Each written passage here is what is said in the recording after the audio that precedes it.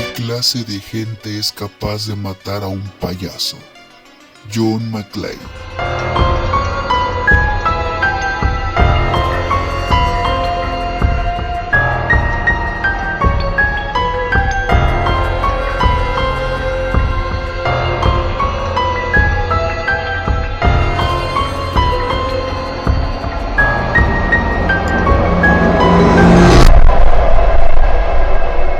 Buenas noches, criaturas de la noche, sean bienvenidos a su canal Qué Horror Leer. Lo recibe su amigo el servidor Román Hernández, poeta de la noche, aquí en este canal dedicado a reseñas de novelas, cuentos de terror, misterio, ciencia ficción, fantasía y uno que otro género que de repente se cruza en nuestro camino. Y bueno, pues estamos aprovechando las vacaciones de Semana Santa y de Pascua para poder sacar adelante las reseñas que nos quedan pendientes. Son los únicos días que podemos hacerlo. Y bueno, pues es un gusto tenerlos nuevamente aquí en estas transmisiones o en estos videos grabados, donde hablemos de libros. Y bueno, pues qué mejor manera de pasar estos días que leyendo historias de horror. Y por eso les tengo la interesante reseña de una antología de una editorial ya extinta de la que hemos hablado anteriormente, pero hago una excepción porque esta antología, la verdad, me encontré con una chulada de relatos de terror como no tienen idea, algo que lo hace distinto a otras antologías de esta misma editorial. Tengo el honor de presentar con ustedes El baile de las máscaras, o en su título original, Maskets. Acompáñenos en la crítica y reseña y análisis de esta obra.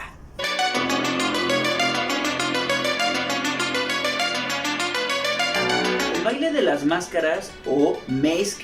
que es el título original de esta obra, que resulta ser que obviamente esta antología está basada en otra que es estadounidense, pero que en realidad su edición original se compone de diferentes números, por lo cual tengo en mis manos el cuarto número de Baile de las Máscaras, pero que en esta editorial Martínez Roca, editorial extinta, parece ser que solamente editaron un solo volumen, y bueno, pero su título original en realidad son como cuatro. Había comentado en la introducción del programa que esta antología es muy única a comparación de otras que hemos hecho reseña de editorial Martínez Roca, porque por primera vez podemos profundizar en otros autores que no son los mismos de siempre, ya que por ejemplo en la antología de horror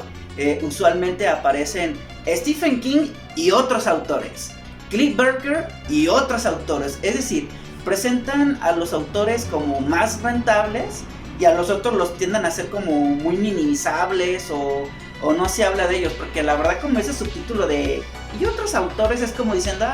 y otros autores del montón, el mero chido viene siendo este,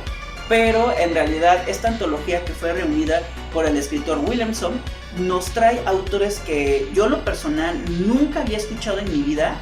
y otros autores aquí ya se habían dado a conocer. Por ejemplo, Dan Simmons aparece en esta antología, que es un autor que hoy en día ya tiene también relevancia dentro del género del terror, y que bueno, él también participó aportando con un relato en esta obra. Bueno, lo que la hace única esta antología es que la mayoría de los relatos son de terror psicológico, pero uno de estos cuentos o varios de estos cuentos tocan temas sociales que las otras antologías como que se habla muy despacito o se habla de manera muy indirecta, pero acá lo tocan de manera más directa y de una manera muy cruda, obviamente. Es una antología publicada en el año de 1991 y que nos hace entender que los eventos que se narran en estas historias, a pesar de que son ficticias, en esa época ya se seguían viendo eventos que hoy en día siguen repercutiendo. Esto ya se hablaba y el género de terror se prestaba para poder hablar de las situaciones que nos aterrorizan en nuestra realidad social y que son abordadas a través de estos relatos. Así que en esta reseña me voy a dedicar a hablar de los relatos que más me encantaron. Chet Williamson es el primer autor que aparece en esta antología, que nos comparte el relato La Jauría. Si ustedes son amantes de los animales, de los perrijos, de los gatijos, esta historia no se la pueden perder, porque realmente toca un tema muy crudo que tiene que ver con las mascotas que son abandonadas en la carretera, Lo original de este relato es que esta historia, a pesar de que es terror, usualmente en este género estamos acostumbrados que sean los seres humanos los que nos cuentan las historias. Sin embargo, acá son los animales, especialmente un perro, el que cuenta la historia y que a través de sus voces nos damos cuenta de lo que va sucediendo. Pero que esta historia toca el tema del abandono de animales en las carreteras y que lamentablemente pierden la vida. Esta historia de la jauría, sin caer en spoilers, solamente puedo comentarles que es como una especie de Pet Cemetery o cementerio de mascotas, con la diferencia de que son los animales los que están contando la historia, con la diferencia de que en esta historia son los mismos animales los que nos están contando la historia, por lo cual nos habla como si ellos tuvieran una especie de conciencia, y eso todavía le da más plus en esta historia. Y eso no es lo aterrador, ver que un animal regresa de la muerte o regresa de la tumba, sino que si ellos pueden hacerlo, pues que otras especies también lo pueden hacer. Por lo tanto, les recomiendo la historia de la jauría. Tiene escenas gore, claro que sí los tiene, pero como que eso es lo de menos, sino lo importante es ver cómo a través de las voces de los animales se da una historia, y que en este caso tiene que ver con animales que regresan de la muerte. Niños, de Christine Roche. Es una escritora que yo, realmente no la conozco, nunca había leído algo de ella, y este es el primer texto que yo empiezo a leer, y la verdad me encantó muchísimo. Y es que pasa que dentro del género de terror también se da como una especie de discriminación, porque anteriormente se solía pensar que solamente las mujeres podían escribir romance, y que si escribían terror, escribían como relato gótico o tenían que relatar historias de romance, pero dentro del género de terror. Sin embargo, como por ejemplo Mary Shelley, que es la creadora de Frankenstein, esto cambia, y que no necesariamente tiene que ser así. Con la autora Christine Roche, en el relato de niño nos muestra un relato macabro que tiene que ver con una maldición familiar que ha sido los integrantes de esta familia perseguidos de generación en generación, por lo cual las apariciones de unos niños que no son nada inocentes comenzarán a acechar a la generación de estos familiares. Y pero que también a través de estos fragmentos o los párrafos de este texto nos muestra una historia cruda, dantesca, y de cómo toca un tema que ya se había abordado anteriormente en el género de terror, cómo los pecados originales o los pecados de ancestros terminan repercutiendo en el presente. Gaviotas, del autor Gahan Wilson. Es un relato que nuevamente vemos cómo los animales vuelven a ser protagonistas en esta historia de terror. En este caso se trata de gaviotas, estos animales que cuando vamos a la playa o a un crucero los vemos pescando, o los vemos parados sobre algún borde y los vemos como muy inocentes, pero que en realidad en esta historia ocultan intenciones realmente siniestras. No se trata de una historia como la de los pájaros, donde las aves comienzan a atacar a los seres humanos. No se trata de eso. ¿Qué pasaría si estas aves pueden conocer tu secreto más perturbador y tus pensamientos más íntimos, y están ahí vigilando, esperando a lo que vas a hacer? Es un relato muy intrigante, donde no necesariamente las aves atacan a los seres humanos, pero parecieran que las gaviotas pueden leer la mente de los seres humanos. Es un relato muy muy inquietante y se lo recomiendo mucho. Ed Gorman nos comparte el relato Muere el día, llega la noche. Es un relato que en la introducción había comentado que el terror sirve también para poder hablar de aquello que ocurre en nuestra realidad social y que pocas veces no se suele desarrollar muy a fondo o no se investiga para nada, y solamente se aborda la parte superficial pero no se ahonda. Y pareciera que la literatura de terror trata de abordar esa parte oscura o esa parte tan oculta de la sociedad que solemos no mostrar ante los demás. En el relato Muere el día, llega la noche, es un relato crudo que nos habla de una familia disfuncional en donde el tema central viene siendo la violencia doméstica y sobre todo la violencia de pareja y que estos términos que realmente en YouTube no me van a permitir hablarlos tan a fondo sin que me vayan a censurar o que me vayan a bloquear el video, pero que toca estos temas que son tan delicados y que todavía en nuestra actualidad siguen ocurriendo. Aquí vemos como Penny es la hija menor, o es la única hija, mejor dicho, de un matrimonio disfuncional donde la madre ya ha tenido relaciones anteriores con otras parejas, en donde creo que ya es el tercer pareja de su matrimonio, no me acuerdo bien qué número de pareja es, pero que este hombre se trata de un abusador y que Penny vive en un complejo de apartamentos en donde estas situaciones son como muy cotidianas, en donde usualmente se suele ver este tipo de matrimonios que caen en violencia, donde los hijos son testigos de la violencia doméstica y que lamentablemente las hijas terminan siendo como las siguientes víctimas de estos depredadores que se encargan de humillar, maltratar a la esposa y tenerlas ahí. Son cuentos, este cuento nos invita como a reflexionar realmente la crudeza de este tipo de situaciones, cómo se vive internamente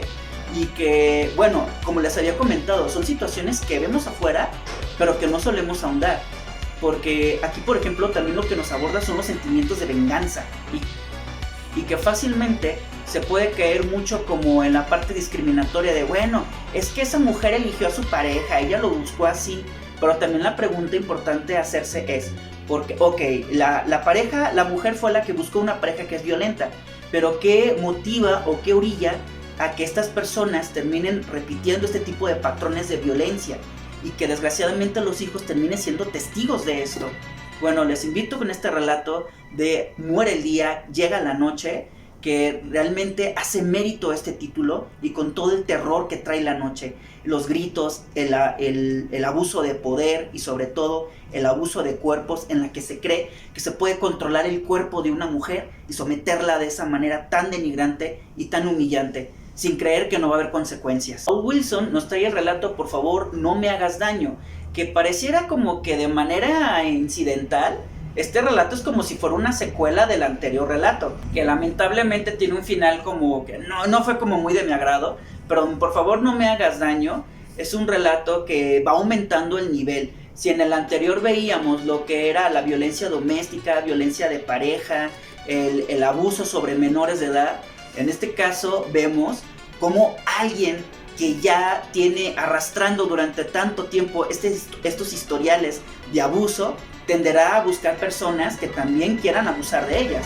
pero que también la historia nos ofrece un giro distinto que, aunque a mí la verdad me pareció algo predecible este relato, al igual que el anterior, como que ya sabes cómo va a terminar la cosa. Bueno, en este caso, Por favor, no me hagas daño. La chica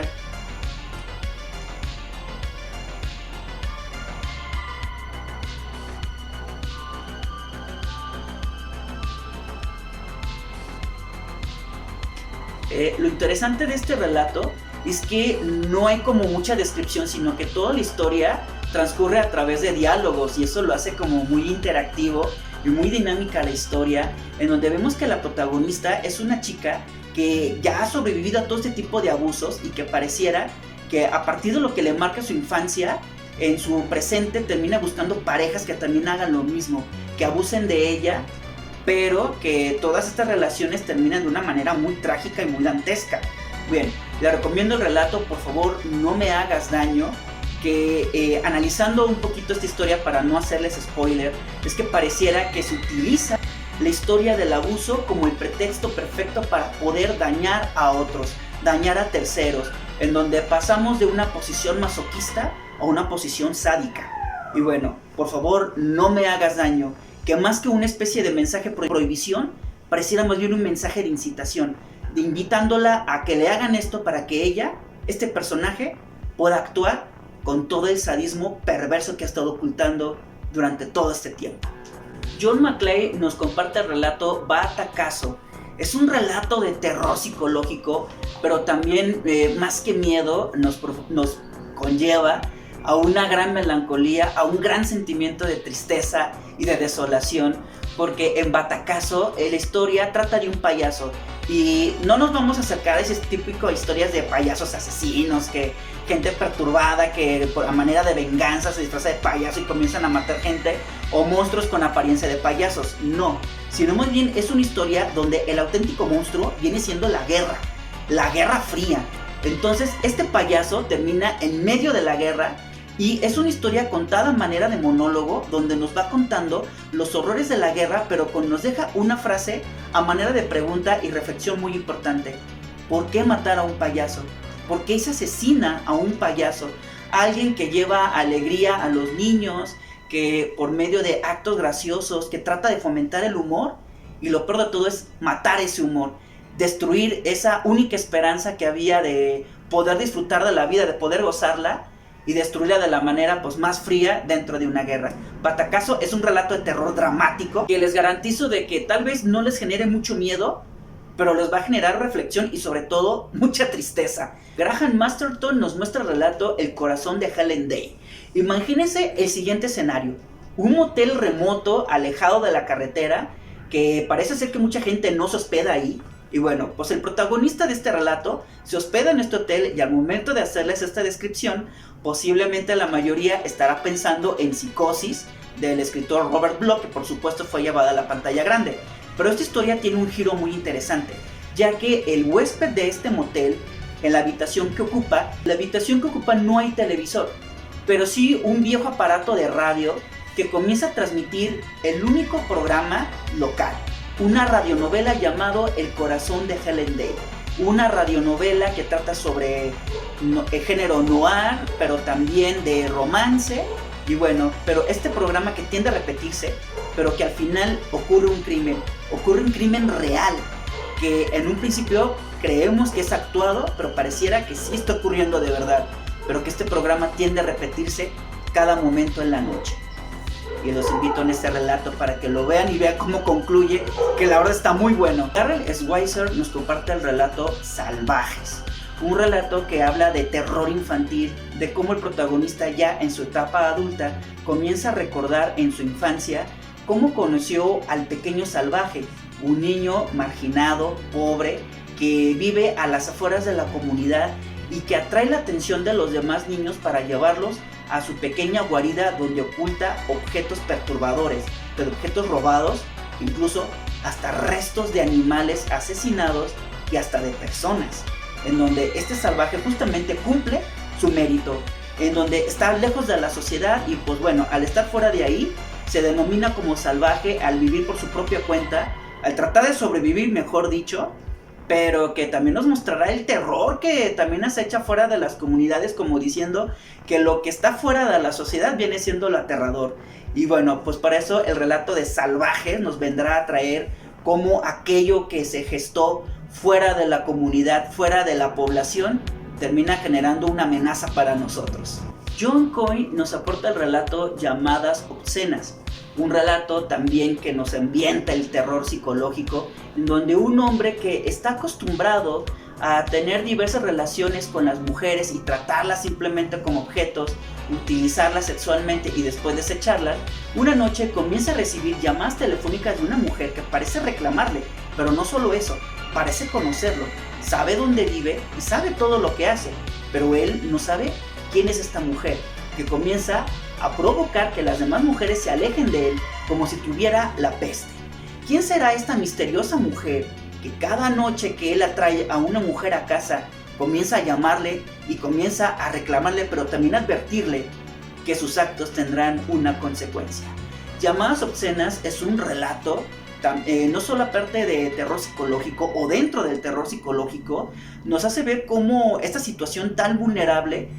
nos hace ver cómo algunos hombres que tienden precisamente a utilizar a las mujeres como si fueran un objeto, como una mercancía de voy al bar, conozco a algunas mujeres, te hago creer que te amo, que vamos a tener algo y a final de cuentas solamente te voy a utilizar y te voy a desechar y ya no voy a querer contactar contigo. En la cual también nos habla como este tipo de masculinidad en donde se ve a la mujer como un objeto y obviamente trae repercusiones, en donde pareciera, es un relato que lo que puedo leer como de trasfondo es como la impotencia sexual de que bueno, quieren con todas pero a la vez no pueden con una. Eso es lo único lo que les puedo decirles con esta historia.